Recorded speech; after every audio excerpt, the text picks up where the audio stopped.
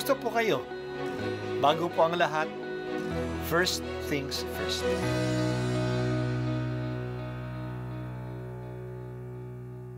Good morning po. Sinisimulan po natin ngayon ang first things first. At dito po, tinatalakay natin sa unang bahagi ng umaga natin ay ang first readings na binabasa po sa banal na misa. Ito pong tinatalakay natin kasi madalas po kasi marami na tayong alam tungkol sa gospel readings. Pero konti po ang nagsasalita sa first readings. Pero ang first readings, bahagi din po yan ng Biblia, ng banal na kasulatan. Kaya susubaybayan po natin ang mga first readings. Basahin po natin at kuminsan kailangan ng basahin ng 2 o 3 beses bago maintindihan kasi hindi po tayo familiar sa mga istorya at sa mga kaisipan na tinatalakay dito. Ang pagbasa mula sa Aklat ng Pahayag. Akong si Juan ay tumingin at nakita ko ang isang puting ulap at nakaupo rito ang isang nilikhang animoy tao. May koronang ginto at may hawak na isang matalas na karit. Isa pang anghel ang lumabas mula sa templo at malakas na nagsalita sa nakaupo sa ulap. Gamitin mo na ang iyong karit, gumapas ka na, sapagkat panahon na, hinog na ang anihin sa lupa. Ikinampay ng nakaupo sa ulap ang kanyang karit at naggapas ang anihin sa lupa. At isa pang anghel ang nakita kong lumabas sa templo sa langit.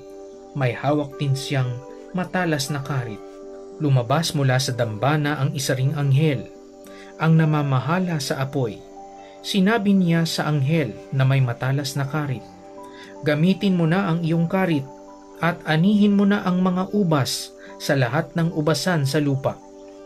Sapagkat hinog na, kaya't ikinampay ng anghel ang kanyang karit, inani ang mga ubas at inihagi sa pisaan na siyang matinding puot ng Diyos. Ang salita ng Diyos. Salamat sa Diyos. May isang talinhaga si Jesus tungkol sa isang may-ari ng bukid na naghasik ng trigo. Pero sa gabi dumating ang kaaway at naghasik ng binhi ng damo. Tumubo ang trigo at ang damo. Gusto sanang bunutin na ng mga kasama niya ang mga damo, pero hinayaan ng may-ari na tumubo ang 2 uri ng tanim sa kanyang bukid.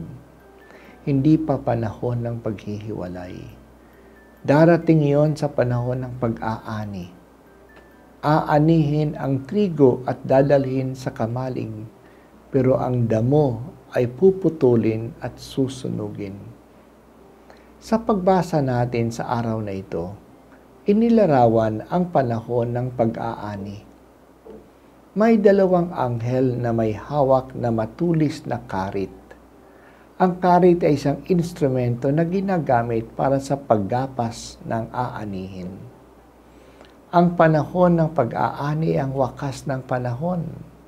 Sa pag-aani, tayo'y mananagot sa buhay natin. Magiging hayag na ang lahat. Lalabas ang kabutihan natin at lalabas din ang ating kasamaan. Sa Biblia, ang pagpaparusa sa masama ay nilarawan ng pagpipisa ng ubas sa pisaan. Ang ubas ay tinatapon sa pisaan at ito'y inaapak-apakan at pinipiga. Yan ang larawan ng galit ng Diyos. Pipisain ang masasama ng galit ng Diyos. Walang makakatakas dito. Ang isang nakakagalit sa mundo natin ngayon ay ang culture of impunity. Hindi na pananagot ang gumagawa ng masama.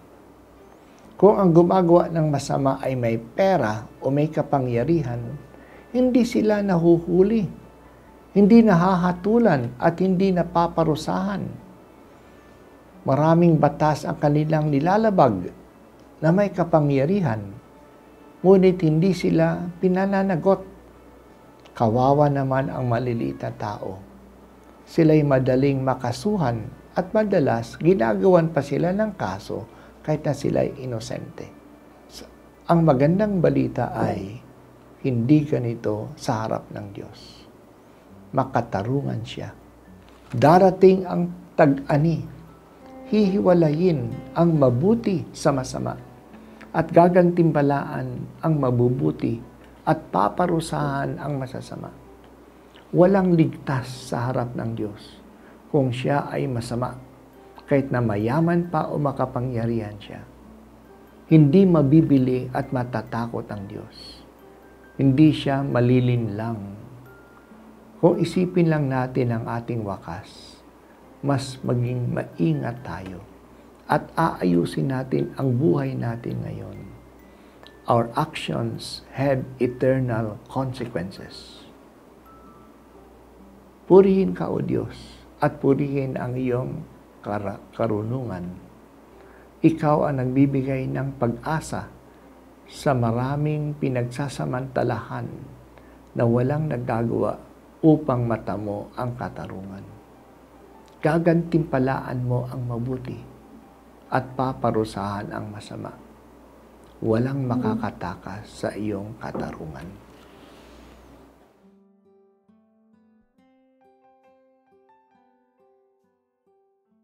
At ako po ay si Bishop Broderick Pabilio dito sa First Things First.